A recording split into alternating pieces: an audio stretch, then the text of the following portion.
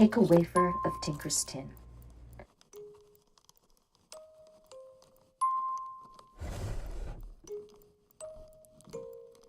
With heavy scissors, cut 4 triangles.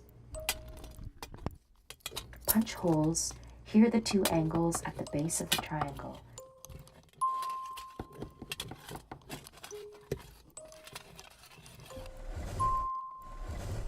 Thread each of the pieces with a strong sewing thread. Join the thumb and forefinger at their pads.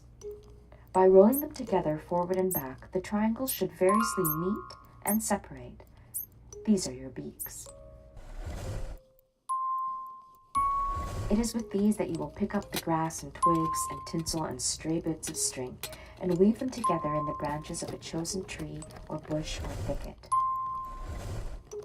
Keep in mind, though, that the materials for the nest must be collected and woven strand by strand.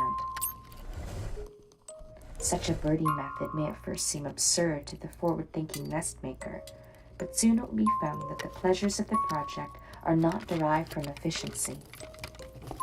Once the nest is complete, then what to put in it? Anything your heart desires, of course. Acorn eggs plucked from their cups, stones smooth in the river, a lock of your sweetheart's hair, your firstborn's milk teeth. Anything you choose that will fit into the nest and give you the pleasure to consider whenever you visit.